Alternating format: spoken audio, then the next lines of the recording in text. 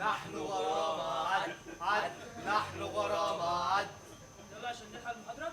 ايه يا عبد الكريم، مش تيجي معانا ولا ايه؟ اجي معاكم؟ لا انا هحصلكم حاضر حبيبي اتفضل. المحاضرة ايه؟ محاضرة؟ العيال دول مش نافعين معايا خالص.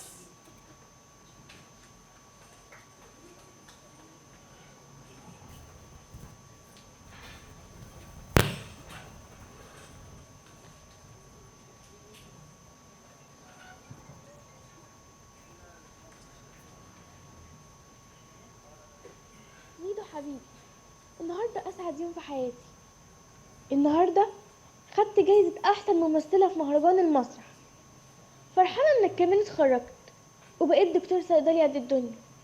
فرحانة قوي اننا خلاص قربنا نكون لبعض، ومستنية اليوم يا حبيبي اللي تيجي تطلبني فيه من بابا والبس دبلتك. بحبك قوي يا ميدو.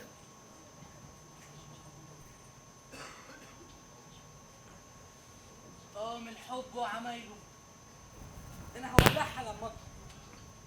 يا ترى البنت اللي فوقها كانت بتكرش عليا زي ما بكرش عليها؟ طب يا ترى عرفت مين اللي حط لها الشوكولاته في الشنطه؟ ولا كانت عادي بتتفسح؟ يا بختك يا عم ميدو. ايه ده بقى؟ ما تستغربوش، بعد ما جمنار قدرت تقنع ميدو انه يسيب التمثيل ويدخل كلية الطب، كان من السهل عليها جدا انها تقنعه انه يبعد عن مريم علشان هي بنت فقيرة ومش من مستواه. وطبعا اللي ورا الحكاية دي كلها ياسمين. المهم جولنار قالت لميدو ان الحب بيجي بعد الجواز، وهو ده نفس الكلام اللي قالته لنفسها قبل ما تتجوز حسن، وما حبتهوش. وطبعا ميدو استسلم عشان يرضي جولنار.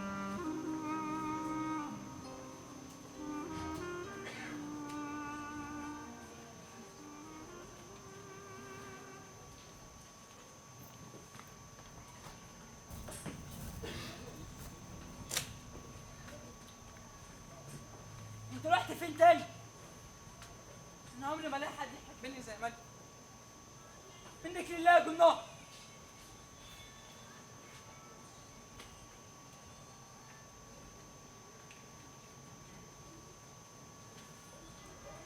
مالك يا ميدو؟ زعلان ليه؟ مش انا خطبت يا كريم؟ يا نادي، بتخطب من غير ما اعرف؟ وخطبت مين؟ خطب البيه ياسمين. نعم. طب ومريم؟ مش هقدر اتجوز مريم يا كريم. ماما رفضها جدا، وكمان بتقول انها مش من مستوانا. طب وحبك ليها السنين ده كله؟ ماما برضو بتقول ان كل ده كلام عيال. يا ابني ياسمين دي يا ابني منقبه، منقبه بروكروجيت بوم بجنس ده زفت في الشخصيه يا حبيبي. ماما برضو بتقول ان البنات بتتغير بعد الجواز. ملاش اي شخصيه يا ميدو، ملاش اي شخصيه. وهتتغير ايه؟ دي مش متغيره يا حبيبي. مش عارف بقى يا جماعه. لا، لازم تفكر يا ميدو. الكلام اللي سمعته ده بجد يا ميدو؟ يلا يا خالد. مريم، انا هحاول افهمك كل حاجه يا مريم. تفهمني ايه؟ الموضوع واضح يا دكتور ميدو. يا مريم اصل ماما بتقول ماما تاني؟ للدرجات دي هتخلى عني؟ بعد كل الحب اللي حبيتهولك ده؟ أنا مش هنساك يا مريم. وانا هنساك يا ميدو. انا عمري ما هربط حياتي بانسان شخصيته ضعيفه زيك. يا مريم،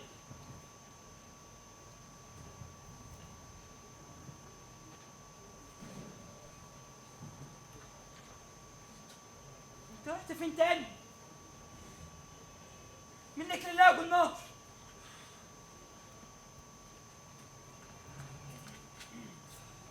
الصورة دي لميدو وياسمين في أول مقابلة ليهم بعد الخطوبة. انا مبسوطه قوي ان احنا بقينا مع بعض. وانا كمان.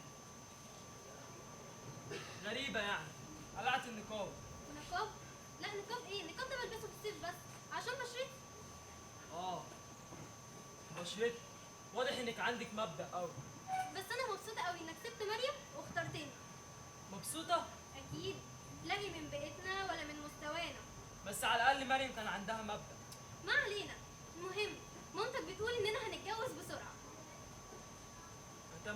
والله.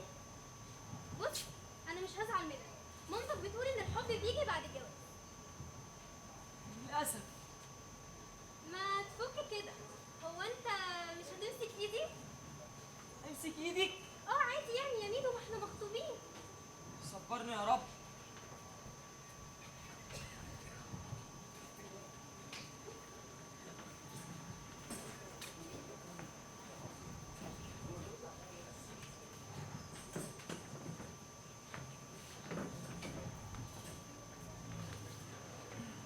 مريم قدرت تحقق حلمها انها تبقى ممثله مشهوره وما بقتش فقيره، وهتعيش طول عمرها مبسوطه وفخوره بنفسها. وطبعا والدها كان سبب من اسباب نجاحها اللي اكيد دلوقتي بيتشرف بيها. اعتقد ان مريم نسيت ميدو.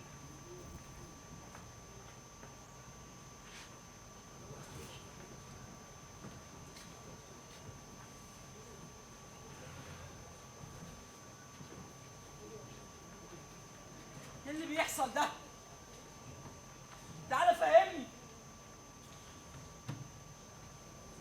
انت رحت فين تاني؟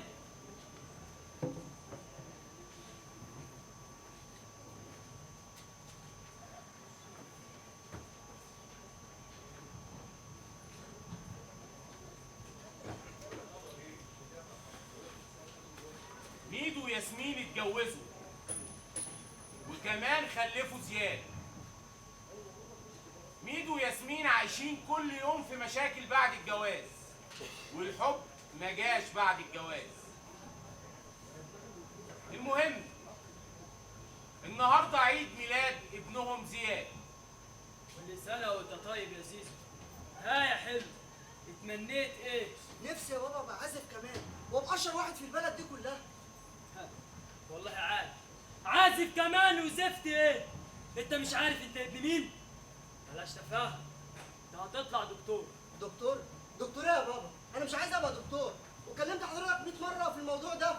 ليه يا بابا عايز تحرمني من حاجه انا مش عايزها؟ ليه؟ انت هتطلع دكتور علشان انا عايزك دكتور. خلاص بقى يا زيزو، اسمع كلام بابا يا حبيبي. وبعدين المزيكا دي حرام. مزيكة ايه اللي حرام يا ماما؟ انت لسه دلوقتي كنت بتشجعيني وبتقولي لي المزيكا دي احلى حاجه في الدنيا دي كلها، صح ولا لا؟ عاد ده انا بقيت طرطور في البيت بقى. الكلام اللي بيقوله زياد ده صحيح يا هانم؟ لا طبعا مش صح، والمزيكا دي حرام. طيب بما ان بقى المزيكا دي حرام وانت يا بابا عايزني اطلع دكتور وده مستحيل، انا مش هقدر اعيش معاهم. انا هستقل بنفسي عشان اقدر احقق حلمي اللي عمري ما هخلي حد يدفنه لي ابدا. اخرس. والله عاد بعد العمر ده كله بتتحداني. مش هطلع بره البيت ده ولا ما اشوفش وشك هنا تاني. بره. زياد، لو خرجت وراها تحصليه يا هانم.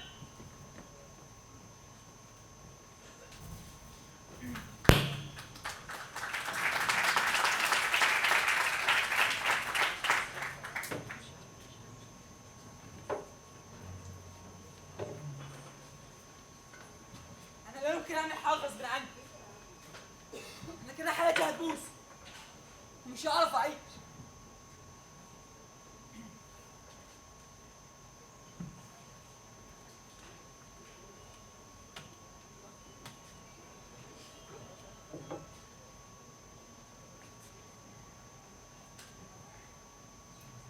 ميدو خسر نفسه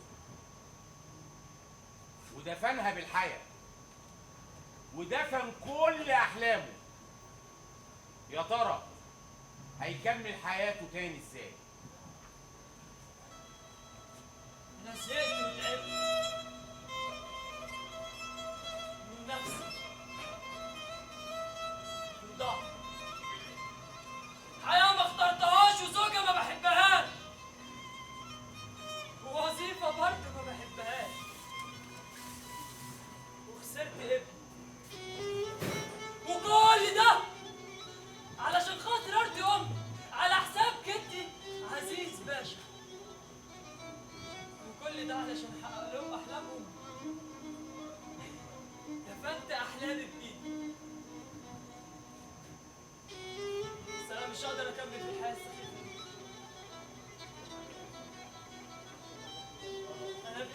كل اللي بيحصل ده؟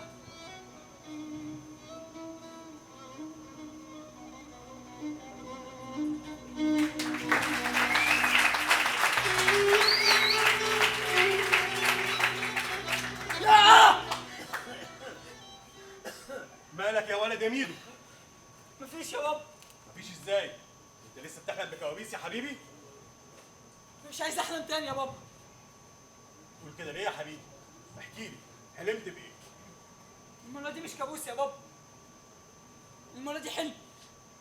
مش عارف ده حلم ولا حقيقة. ميدو يا حبيبي، انت كويس؟ بابا، هي ماما ماتت ازاي؟ ما انا قلت لك يا حبيبي، ماما ماتت وهي بتولدك. طب انا ممكن اسال سؤال كمان؟ طبعا. هي ماما كانت بتحبك زي ما كنت بتحبها؟ يا ميدو، انا وماما كان بينا قصه كبيره قوي قبل الجواز، هبقى احكيها لك بعدين. بس المهم تعالى معايا دلوقتي عشان تشوف المفاجاه اللي انا جايبها لك، علشان النهارده عيد ميلادك. هو النهارده عيد ميلادي؟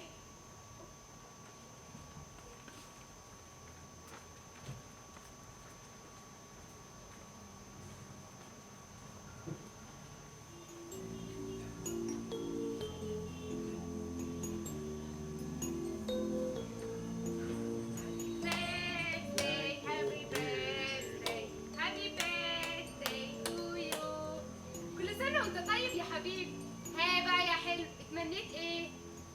نفسي ابقى ممثل مشهور واعمل مسلسلات وافلام. انت بتقول يا ولد؟ عايز تطلع مشخصاتي؟ حفيد عزيز بلا زغلي يطلع حته ممثل؟ بس يبقى ده مستقبلي، ومستقبلي ده انا قررت اطلع فيه ايه؟ مع احترامي ليك. اخلص يا ولد، مستقبلك ده تحدده لما تبقى مش ابن عيله زي عيلتنا، لما تبقى مقطوع من شجر. انت هتطلع دكتور يعني تطلع دكتور. انت عايز عيلتنا تقول عليا ايه؟ ما عرفتش اربيك؟ تمثيل ايه وزفت ايه؟ اسمع كلام بابا يا ميدو، انت هتطلع دكتور واجتهد كده شويه وانت هتبقى دكتور قد الدنيا. انا حر ودي حياتي، وحياتي اللي قررت اطلع فيها ايه؟ حر؟ حر دي يا بابا لما تبقى انت لوحدك في الدنيا. حر دي لما تصرف على نفسك.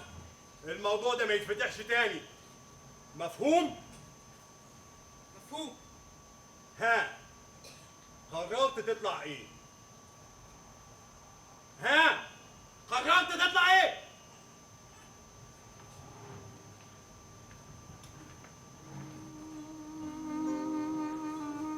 الحلم خلص والحقيقة هتبتدي. ميدو شاف كل مستقبله بكل تفاصيله. مشهد البداية في الحلم كان نفس مشهد البداية في الحقيقة. بس يا ترى مشهد النهاية في الحلم هيكون نفس مشهد النهاية في الحقيقة؟ طب يا ترى ميدو هيقدر يحقق كل أحلامه وسط كل الظروف اللي هتقابله، ولا إكرام الحلم ده؟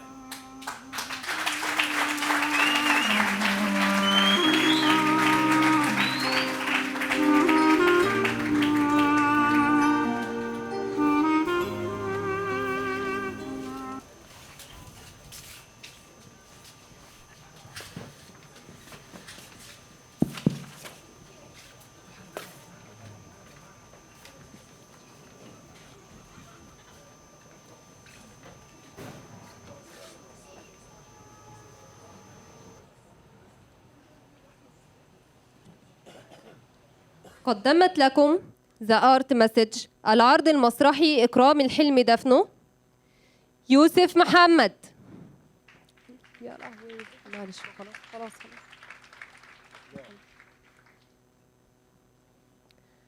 محمد عجيبة،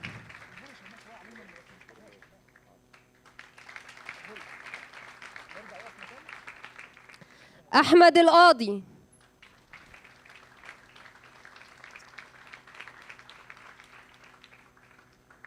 سماح المصري،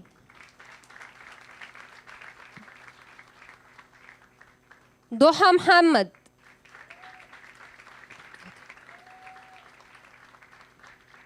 خلود فتحي،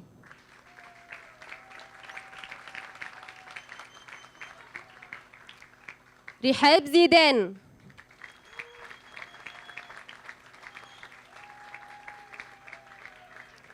مها عادل.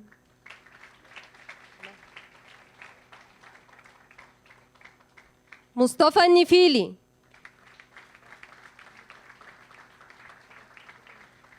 خالد الهلالي. عاصم محمد. صالح عادل. هشام محمد. أحمد شاهين. رحاب عبد الظاهر. محمد حسن.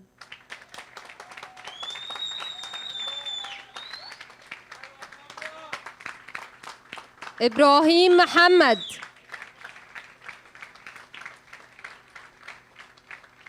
محمود عبد الغني. الدورة.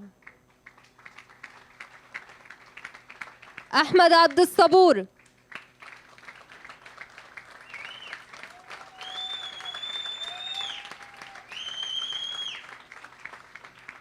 إعداد موسيقي محمد عماد وشيماء شمس الدين. ديكور إبراهيم محمد. إضاءة محمود سامح. مهندس صوت بيتر. مساعد مخرج ومدير الدعاية سلمى محسن. مصور فوتوغرافي بيرو.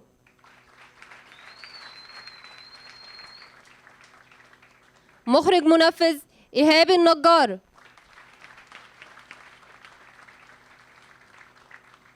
دراماتورج وإخراج محمد سامي.